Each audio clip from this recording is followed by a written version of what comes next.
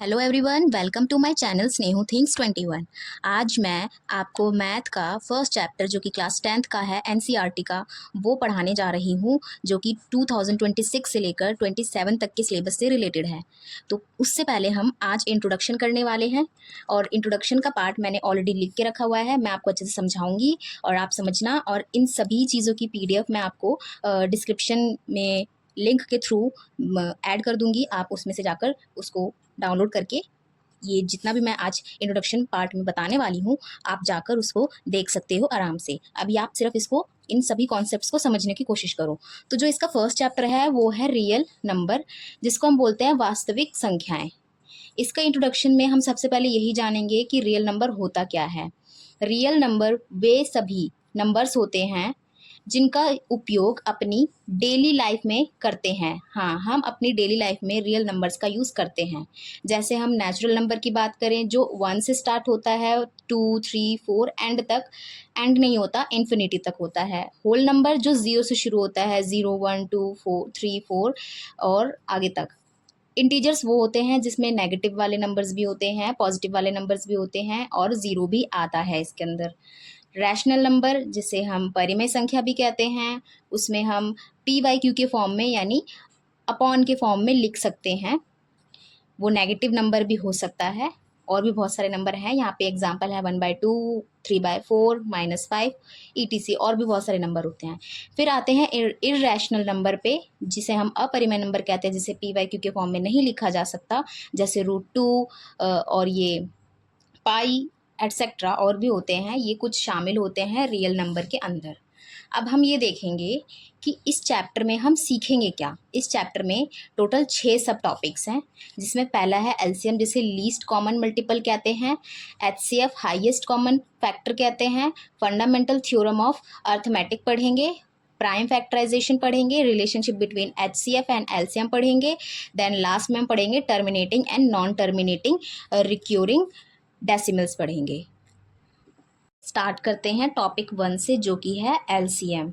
Least common multiple होता है LCM का फुल फॉर्म। एलसीएम वे सबसे छोटी पॉजिटिव नंबर होती है जो दिए गए सभी नंबर्स में से पूरी तरह डिवाइड हो जाए।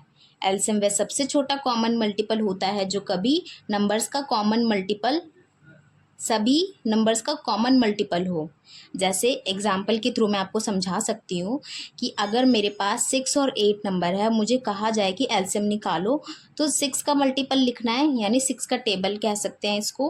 मैंने कुछ लिख दिया यहाँ पे, 6, 12, 18, 24, 30। मल्टीपल ऑफ 8 का टेबल लिखा मैंने, 8, 16, 24, 32। यहाँ पे मुझे देखा कि 24 दोनों में कॉमन है, ऊपर से सबसे छोटा है ये, क्योंकि उससे पहले वाले एक भी नंबर कॉमन नहीं निकले, तो सबसे छोटा यही हुआ। बाकी आगे के जो कॉमन नंबर होंगे वो सारे उससे बड़े होंगे, और हमें लीस्ट चाहिए यानी सबसे कम। तो एलसीएम इसका क्या हो गया, 24। ये होता है एलसीएम।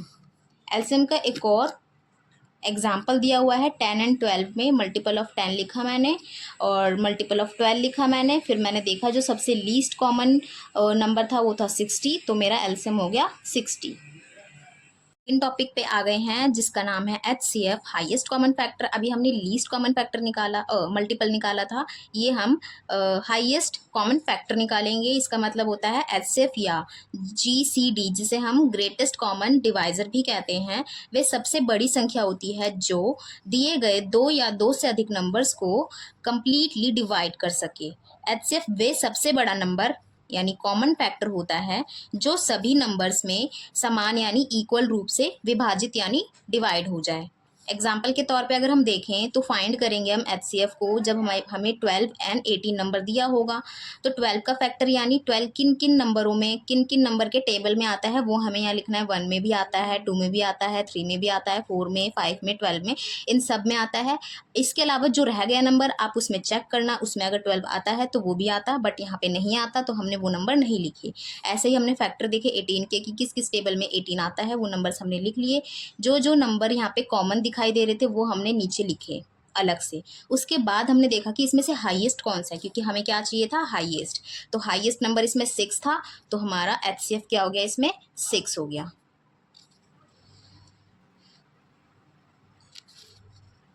1 और 2 टॉपिक हम पढ़ चुके हैं। थर्ड टॉपिक की बात करें तो फंडामेंटल थ्योरम ऑफ अर्थमेटिक की, ये है एक थ्योरम जिसमें क्या होता है कि हर कंपोजिट नंबर को प्राइम नंबर के गुणनफल के रूप में केवल एक यूनिक तरीके से लिखा जा सकता है। जो भी कंपोजिट नंबर होगा उसको हम प्राइम नंबर के गुणनफल के रूप में केवल एक यूनिक तरीके से लिखना सीखते हैं। इसमें जो प्राइम फैक्टर होता है वो क्रम में छोड़कर लिखते हैं।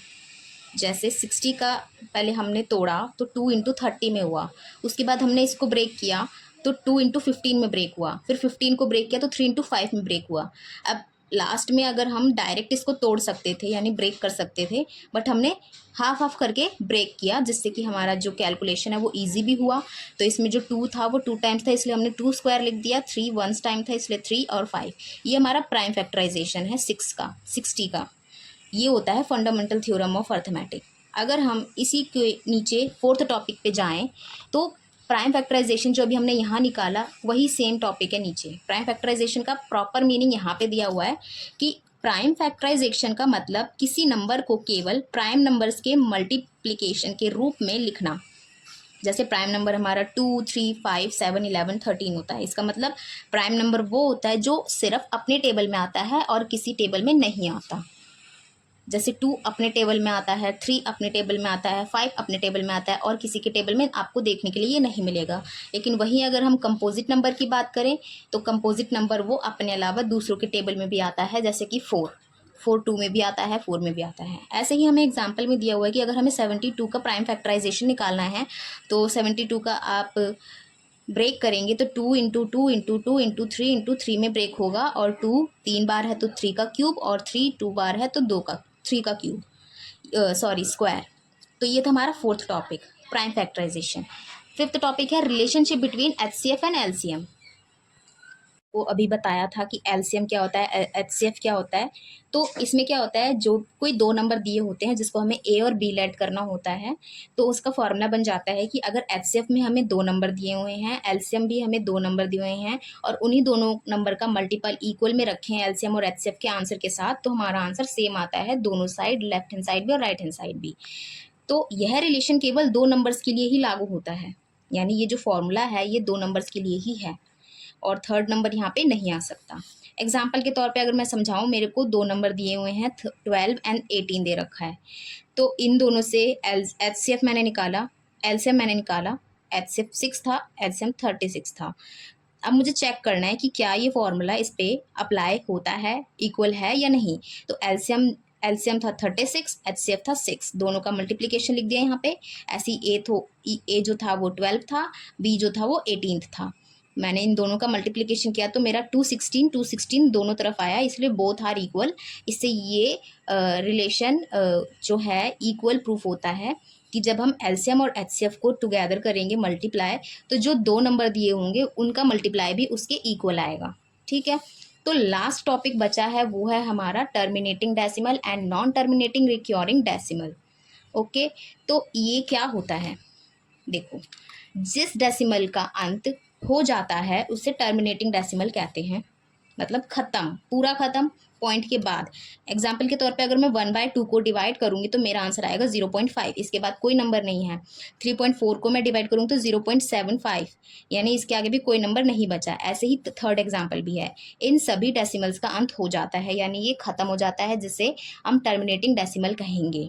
सेकेंड, अगर हम नॉन टर्मिनेटिंग रिक्योरिंग में आए तो जिस डेसिमल का अंत नहीं होता लेकिन एक पैटर्न बार बार रिपीट होता है उसे नॉन टर्मिनेटिंग रिक्योरिंग डेसिमल कहते हैं। यानी एक तो ये ख़त्म भी नहीं हो रहा, ऊपर से सेम पैटर्न बार बार रिपीट कर रहा है, तब हम उसे नॉन टर्मिनेटिंग रिक्योरिंग डेसिमल कहेंगे।